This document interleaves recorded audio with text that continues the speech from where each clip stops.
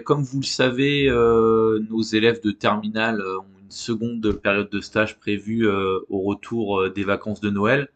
Ils partiront à partir, si je me trompe pas, du 26 janvier au 14 février. Voilà. Avant ça, on doit les accompagner dans la recherche d'un lieu d'accueil. Comme vous le voyez ici, on a quelques élèves qui ont trouvé des stages, mais ça se bouscule pas. Donc voilà, c'est l'occasion pour chacun d'entre vous de rappeler aux élèves qui doivent rapidement trouver un stage avant qu'on se retrouve avec beaucoup d'élèves à gérer au dernier moment.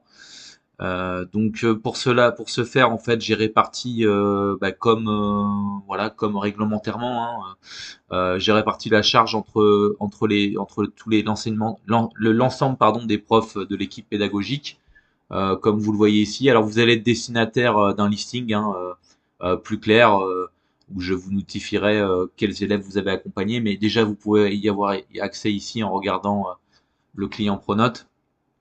Alors c'est simple, donc vous accompagnez l'élève.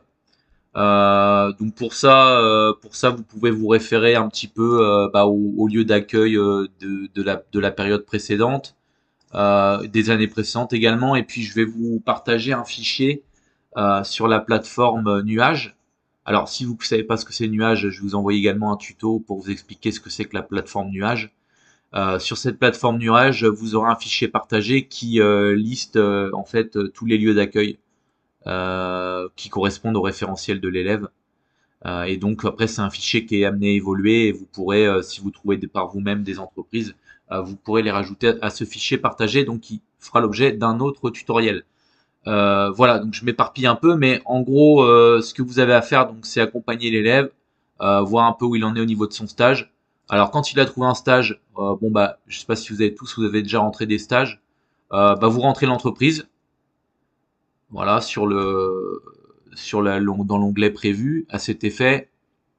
Sinon, vous pourrez appuyer sur cet onglet, pardon, euh, saisie manuelle, et puis là, vous rentrez l'ensemble des informations que vous avez sur la fiche d'accompagnement à la recherche que l'élève va vous donner.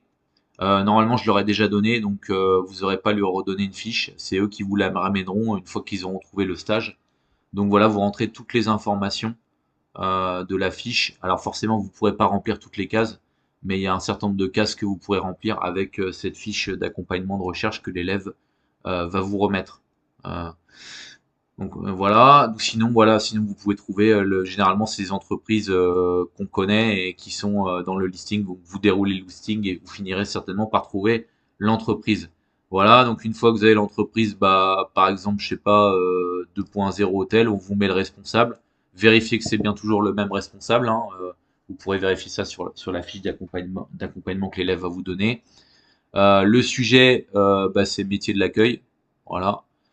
Et puis après, vous avez normalement sur le recto également le maître de stage. Voilà, donc à rentrer, hein, soit il est déjà dans la liste déroulante, soit vous le rajouterez vous-même par vous-même. Voilà, avec les coordonnées qui sont renseignées. Et puis dernière chose, vous avez également les horaires à remplir. Alors attention à bien vérifier que ça dépasse pas 35 heures. Normalement, le logiciel, alors là par exemple, le logiciel m'indique en rouge que 42 heures ça dépasse l'horaire réglementaire de l'élève. Donc dans ce cas-là, si ça dépasse 35 heures, il faut appeler l'entreprise pour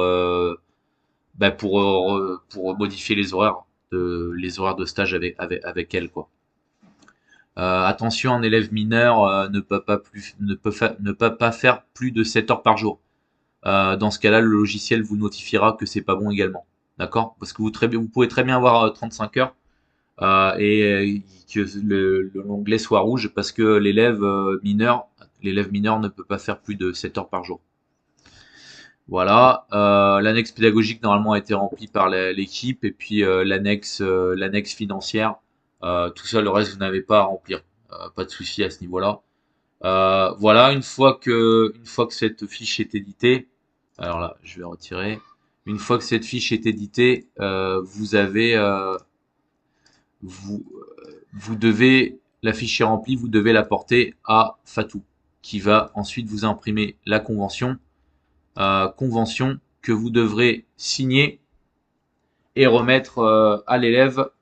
Il y a 3 exemplaires normalement. La convention sera remise à l'élève et l'élève devra vous rapporter la convention une fois qu'elle sera signée par toutes les parties.